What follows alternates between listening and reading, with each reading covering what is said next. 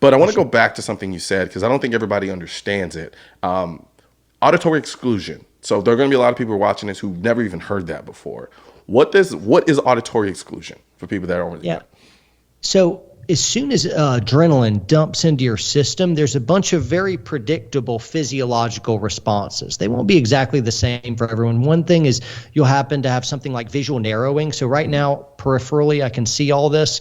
But if all of a sudden, if that chipmunk or whatever you shot at was a charging bear, your vision would go, and it allows you to kind of see everything right here almost in 60 frames per second. But it borrows from your peripheral vision so it can hyper focus in here.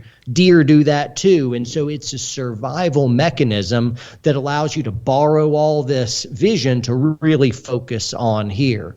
Auditory exclusion is basically a closing up and a protection of your eardrums. Also, your blood will take away a lot of your blood that's pumped to your smaller extremities, and it'll flood your major muscle groups with blood as well, which allows you to use gross motor skills better. But your fine motor skills, unless you have really practiced fine motor skills under stress, sometimes that can be a little bit more difficult. And so basically there's this chemical cocktail that happens when adrenaline is pumped into your system.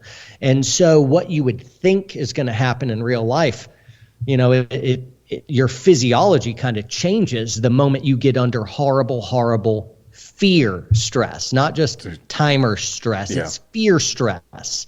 And so until you kind of go through that, it's just, and go through it enough. Anyway, there it is.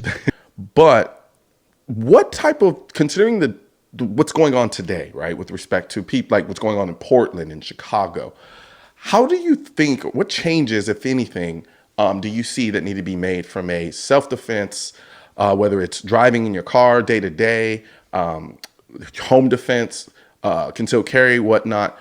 Is there anything changed for you? Or if there's somebody who does live in an environment like a Portland who has to deal with that on a daily basis, what would you change? What would you recommend they do from a self-defense standpoint?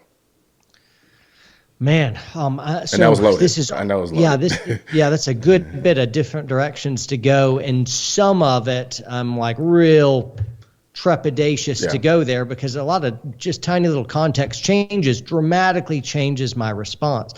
Since we were talking home defense in the first place, what I wouldn't want to do is go stand out on my yard, you know, like gun in hand necessarily. It could be inviting trouble.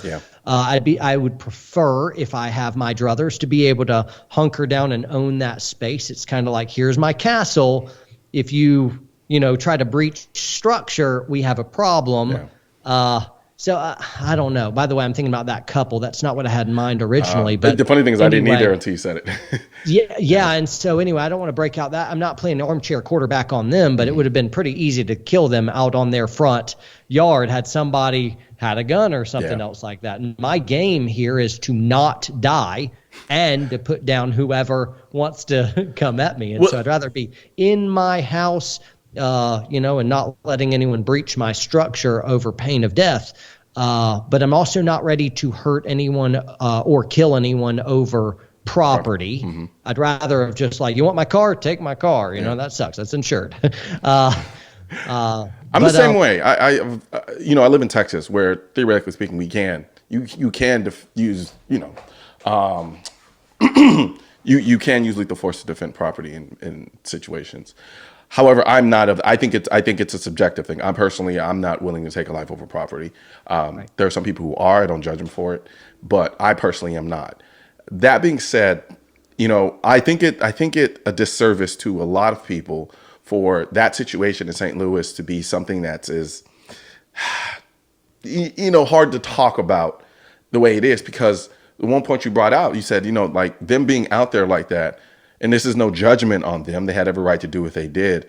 But from a tactics standpoint, it just wasn't the smartest thing in the world. At least from my subjective standard, I wouldn't have done it in that way. Now, there may be some situations, because I did do a video on it, and I was like, if this was going down in my place and I knew it was pretty much like, all right, they're here to do business, then I'd be out there standing out there like an African rebel of sorts. So, but by and large, I try to avoid I try to avoid confrontation as much as possible, even though I have all the guns in the world. And I think there's a lot of people out there who are new gun owners who need to really understand and really start diving into the tactic side of it. Not to the point where not because you're trying to become a commando, but just understanding the realities of firearm ownership and utilizing it in a self-defense situation, as you pointed it out.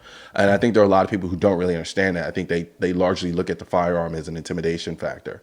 And I'm mainly speaking to newer gun owners. And I think that mentality is more dangerous than somebody who actually has gone out of his way to learn deep thought out tactics by people who have done it and experienced it and understands, all right, that's probably not the smartest thing in the world, because though I may be intimidating, that intimidation may be making me an easy target.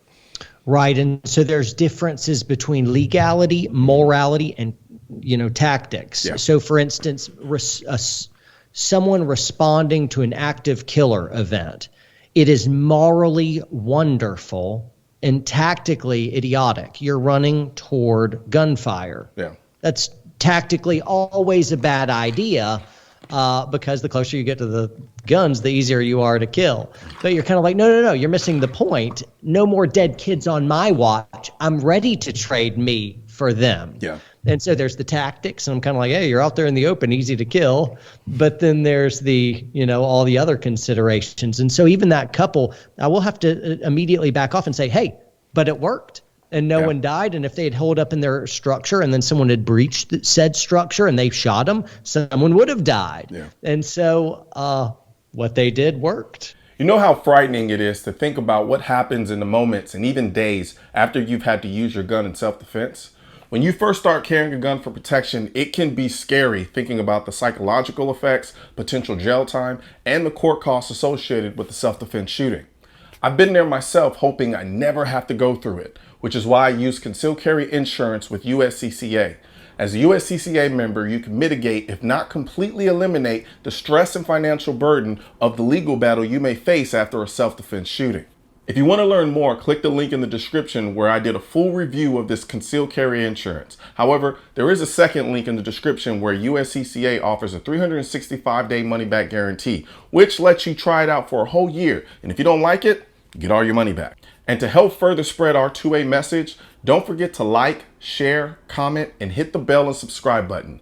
Let my voice be your voice. Also, if you're wondering where to purchase your AR-15s are essential, I will not comply. I am the militia. I lost all my guns in a boating accident, and your state-specific Keep America tactical shirt, click the link next to my head or the link in the description section. Or if you're watching this on a mobile device, tap the small triangle on the lower right-hand side of this video and click the link in the description.